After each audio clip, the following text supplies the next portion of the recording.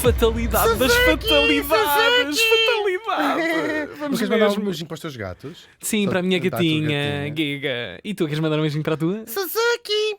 Eles adoram ouvir Kenda, este a programa. minha gata E a Antena Kenda 3 toda. ouve sempre. Sim.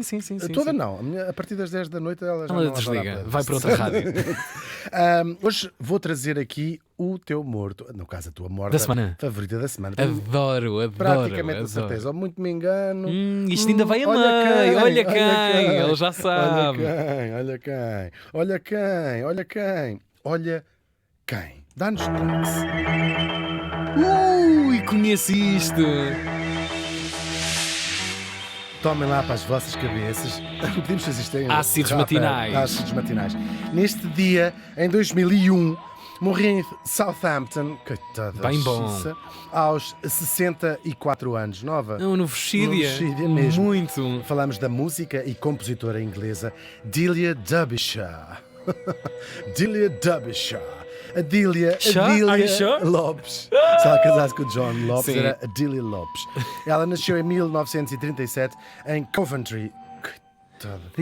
E era filha de umas pessoas de lá, de Coventry. De um homem e de uma mulher ainda por De um cima. homem e de uma mulher, Que e os únicos não eram delícia. irmãos, Ah, não é? Como já vamos ver. Claro, agora, ela podia não ter chegado à idade adulta, por acaso é mesmo verdade. Coventry, ela nasce em 1937, foi das cidades às blitz nazis, não é? Que quase destruíram grande parte de Londres e atacavam-se em cidades. E Coventry foi das cidades mais atacadas pela blitz dos nazis, praticamente toda arrasada em 1940, portanto a nossa Dília É uma podia sorte. ter morrido. Sim, tinham sido muita gente foi evacuada antes, e foi o caso dela. Lá foi com 3 aninhos com os pais e portanto não Que morreu. assunto triste. É muito triste, sim. E chegou, já sabemos, já vimos que chegou à idade adulta, também da idade adulta não passou, também por isso é que está aqui no programa. E mesmo ainda criança, ela já chamava a atenção pelo seu espírito muito, muito particular. Aos 4 anos, ela ensinava, há crianças com 4 anos já sabem ler e escrever. Ela ia um furo acima disso e ensinava os coleguinhas da escola a ler e escrever. Uau. Com umas, provavelmente, Zau. sapa, Com o mesmo a dizer método "Oh, burro." que lhe foi. Exatamente, que os ingleses já sabem que é o método de ensino inglês. Só que a sua verdadeira paixão era, primeiro, a rádio e depois a música com um piano que os pais, entretanto, lhe compraram. Ela lá faz o liceu de uma forma brilhante, tanto que recebe cartas de admissão, quer em Oxford, quer em Cambridge. Isto já é Uau. excepcional. Sim. Ainda é mais excepcional para uma rapariga da classe média baixa, filha de pais operários, e até para uma rapariga. Nesse ano entraram apenas 10 raparigas, combinando Oxford e Cambridge. Ela vai estudar, escolhe Cambridge. Primeiro ainda estuda matemática, ela era muito, muito interessada em coisas de engenharia, dessas áreas, mas depois muda e diz assim, quer mesmo é estudar música, e vai estudar música. Que inovação. Sim, mas aqui música não no sentido no sentido de estudar som, estudar Físico e químico, não é? Sim, Claro, estudar sim. som, mais do que isso. Sim. Ela acaba o seu mais do que estudar interpretação de música. Método. Claro. Acaba o seu curso, claro, como uma aluna brilhante, e vai procurar trabalho. Ela explica lá o que é que quer fazer e explica que quer trabalhar na área do som, da música e da acústica. E então aconselho, né, que as universidades têm uns gabinetes de aconselhamento Claro. profissional. Para que não vai trabalhar, não sei, as marcas aquela do está a ouvir mal, Sim, aparelhos auditivos, sim. Ela diz, não é bem isso, não Ativo estão som. a perceber. Claro, ela está a desbravar terreno num próprio mercado que não existia propriamente. Claro. E resolve, pensa, tem que trabalhar para uma editora. Vai bater à porta da Decca, uma célebre, talvez Claro, das mais claro, famosas e claro. maiores gravadoras britânicas. Distintíssima. Só que eles, exatamente, só que ela queria trabalhar nos estúdios de gravação. E explicam-lhe que não têm mulheres a trabalhar nos estúdios de gravação. Se ela quisesse levar os cafés, Sim, menina. podia-lhe arranjar qualquer Clássico. coisa. E ela desiste. Depois disso, vai dar aulas de piano, também muito curioso, a filhos de diplomatas ingleses espalhados pela Europa. Dá assim uns estão nas Nações Unidas, está em Genebra, dá assim. Mas isso é aulas. esperto, isso foi para andar aí pela Está a Europa, ver claro. tu. Fazer um gap year. Sim. Exatamente. Até que em 1960 ela vai ser finalmente contratada como estagiária para os estúdios de som da BBC, onde ela vai fazer a sua carreira lá na BBC. Chupadeca. Chupadeca, ao mesmo tempo que vai participar também num programa sobre gravação de discos. Mais uma vez, aqui falamos crítica de gravação de discos. Falamos falamos de gravação, literalmente gravação, Sim, da processo. tecnologia. Claro. Sim, exatamente. Ela tinha talentos extraordinários. Às vezes contam-se histórias dela assim. Alguém tem um disco de música clássica e diz assim: há uma parte incrível onde os trompetes, imagina, começam a tocar. E ela conseguia. Isto, se calhar, para bons engenheiros de som, não é uma coisa tão extraordinária, mas eu acho extraordinário. Ela levava o vinil à luz e dizia em que parte é que estava, em que parte do vinil é que estava, e punha a tocar. Aquilo era o mundo dela, Sim. da gravação de som. E ela vai insistir para ir trabalhar para um departamento que ninguém queria, as pessoas eram quase portavas de malis para este departamento, que é o departamento de efeitos sonoros especiais para rádio e para televisão, lá na BBC. E ela vai assinar composições para mais de 200 de programas, quer de rádio, quer de televisão, mais notavelmente para a incrível e mítica série inglesa Doctor Who, que estamos a ouvir o resto, a composição. Chama-se até The Dillian Opening, esta. Sim, é a mais famosa, mas são 200 ou mais de 200 composições que ela compunha. Sim, eu sempre tive um fascínio quanto melómano, era uma coisa muito comum de encontrar, porque foi muito reproduzida na altura. Os arquivos da própria BBC, os efeitos sonoros, eram editados em vinil. E eu sempre perguntei, mas por que raio é que uma pessoa em casa, mas os sons completamente estapafúrdios, de som da atividade humana a pescar, o som dos animais numa savana não sei onde, é incrível! Vou-te explicar porque, e isto tem muito a ver com isto. Ela começa em 1960, muitas das tecnologias não existiam ainda, e são arquivos muito antigos. A BBC disponibiliza até os arquivos gratuitamente, sim. E há uma grande... O arquivo da Delia Derbyshire é dos mais importantes das coisas que ela fez. Ela compunha, de facto, esta música composta por ela, de uma maneira muito particular, num maravilhoso mundo novo que era a música eletrónica. Ou talvez não seja assim tão novo. Vamos começar pelo básico. O que é música eletrónica? É música de qualquer género, não é um género de música, é um tipo de música que seja produzida por instrumentos eletrónicos, sejam feitos especialmente para esse efeito, ou até com coisas do dia a dia, como por exemplo hoje em dia o nosso computador, pode-se fazer música eletrónica num computador, ou com instrumentos que tenham sido feitos por essa natureza. Podíamos começar a nossa história no meio do século XVIII, imaginem, com a suposta invenção de um tipo checo, que criou uma máquina capaz de criar sons ou recriar sons de instrumentos de sopro e de cordas de uma orquestra. Século XVIII. Nunca, não há não registros que isto tenha acontecido mesmo. Ele dizia que coisa. isto conseguia fazer. Portanto, claro que vamos avançar um pouco para o século XIX e com o advento do uso da eletricidade. E é aqui que podemos falar mesmo de música eletrónica. 1896, que é muito mais antiga que alguns dos nossos ouvintes estejam a ouvir. Claro. E feita com uma história extraordinária da música eletrónica. Em 1896 vai ser inventado o Telharmonium, que é uma espécie de piano eletromecânico, assim que se chama, pelo cientista americano Thaddeus Cahill. É um órgão eletrónico, mais do que bem, é um órgão eletrónico que era também capaz de alterar a música que depois era tocada em si próprio, ou seja, sintetizar, alterando o ritmo, a música, o som, claro. Além disso, também fazia outra coisa, este aparelho transmitia por outra novidade, pelo telefone, ou seja, permitia que aquela música fosse passada para vários telefones. Temos primeiro o primeiro streaming da história. Estamos em 1896. É muito incrível.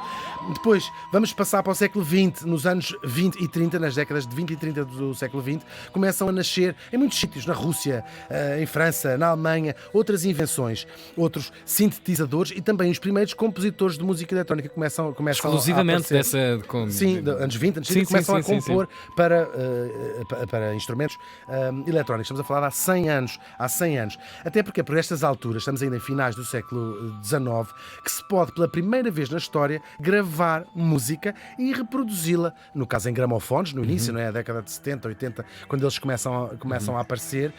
Antes disso não é possível. Tens uma orquestra, toca, acabou, a música está registada. Havia umas experiências aqui e ali, mas ela começa a ser de facto gravada em vinil. Mecanicamente mesmo, sim. Gravada e reproduzida só nesta altura, no final do século XIX. Que tempos esses de alguém demonstrar a outra pessoa qualquer ou a uma multidão. E podes levá-la contigo. Isto é portátil. Isto agora agora é teu. Tal e qual. Uau. Aqui tens esta, fica congelado no tempo esta interpretação de uma Exatamente. orquestra, seja o que for.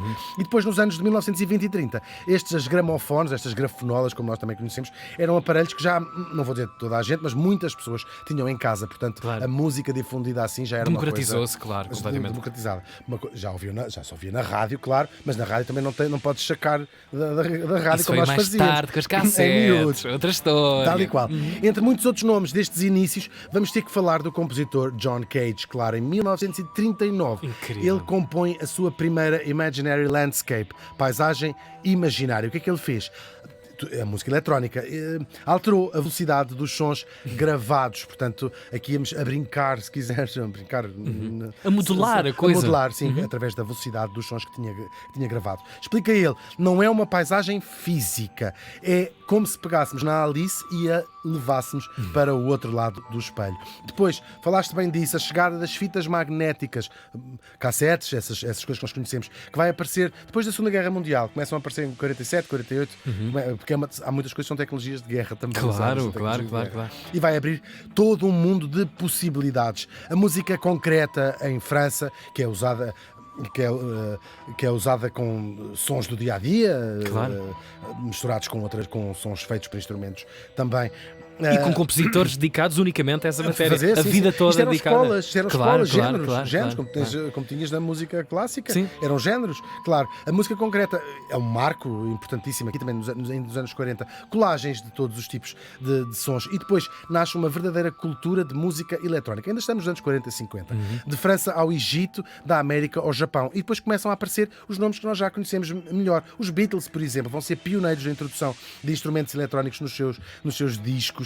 Mas temos de falar, sobretudo, claro, da Alemanha, mais precisamente de Colónia, onde em 1953 nascia o NWDR, Estúdio de Música Eletrónica, que vai ser o mais famoso do mundo e de onde vão sair algumas das primeiras músicas eletrónicas de sempre. É também da Alemanha que vai sair a primeira banda de música eletrónica, os Kraftwerk, claro, que vão ser precursores daquilo que depois, mais tarde, vai ser o synth-pop e a música de dança eletrónica, não é? Ainda antes da explosão do techno e do house, a primeira música considerada a primeira música eletrónica de sempre. Tens ideia do Não que será? imagino.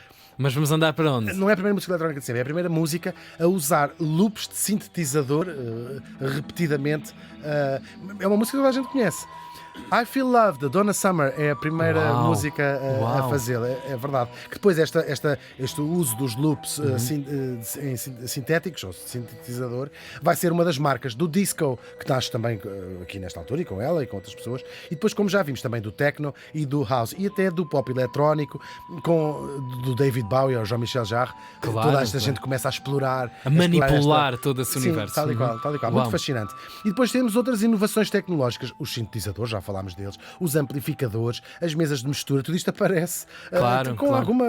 não é assim tão antigo quanto isso. São consequências dessa viagem temporal que Tal e estás a qual. comentar. Os japoneses depois a dar cartas na parte tecnológica, como instrumentos, os Yamaha, a Roland, estas marcas fundamentais nós, claro, que criam, são fabricantes de instrumentos de música eletrónica, instrumentos eletrónicos. E depois, isto tudo no início da década de 70. E depois, na década seguinte, na década de 80, os computadores pessoais, e cada pessoa podia fazer a sua própria música O eletrónica. meu computador é pessoal, desculpe. O meu computador é pessoal. O que é que lhe deu o meu nome O pessoal? meu computador pessoal. E é meu amigo pessoal. Nunca percebi que as pessoas dizem é meu amigo pessoal. Porque há amigos que não são pessoais. Sim, sim. É meu amigo profissional. Estupidez. E a música eletrónica vai tomar conta da própria música. Chega ao primeiro lugar dos tops com os Human League e depois vêm os Eurythmics, os Depeche Mode, a Madonna, os Pet Shop Boys, toda esta gente Claro. são pioneiros do uso da música eletrónica na sua própria música. E claro, toda a cultura do clubbing, dos clubes, não é? Dos finais dos anos 80, com o trance. Saudades do trance. Ai, meu Deus. Não do final dos anos 80, porque ainda não era. Sim, sim. E aparecem também aqui os DJs mega estrelas, Claro. os DJs mega estrelas, que são DJs que estão a compô-la. Onde isto foi parar, imagina tu, do Mário Lanza da Grafenola Exatamente. aos DJs Superstar dos anos Tudo é 90. tudo isto é Tudo música cabe eletrónica. cá dentro. E depois quem cresceu nos anos 90, como eu, tomávamos o pequeno almoço com o Around the World dos Daft Punk ou o Born Sleepy dos Underworld. Underworld. São clássicos desta altura. chamavam pequeno almoço porque estavam ainda acordados. E as referências podiam continuar, claro, até à música que saiu hoje ou até que saiu esta manhã, continuam a ser referências. Vamos voltar à nossa Delia. Apesar de ela ser um nome mítico, como uma das pioneiras do mundo da música eletrónica e trabalhou com os maiores artistas do século, o seu nome, o nome dela mesmo, Delia Derbyshire, nunca foi acreditado nas suas composições para a BBC. A primeira vez foi em 2013, no programa que marcava os 50 anos do Doctor Who. É uma política da BBC. Os compositores Não há... não aparece o nome em lado nenhum. Os técnicos de som, essas coisas todas. É a BBC. É a BBC. É grande casa. É grande casa. Que horror. Quanto à música eletrónica, nós hoje temos-la por todo o lado, não é? Da banda sonora de um filme até às noitadas de álcool e droga numa pista de dança. Graças a Deus. É verdade, eu aqui não quis dizer álcool, droga e sexo com desconhecidos, porque sabemos que somos ouvidos por muitas crianças que nos ouvem a esta hora. Ainda que tenha que dizer, conhecendo as avós dos nossos ouvintes, São só fruto... o tema sexo com desconhecidos não lhes é completamente estranho. A menos que eu tivesse acrescentado, claro, de borla. Delia Derbyshire morreu faz hoje 23 anos.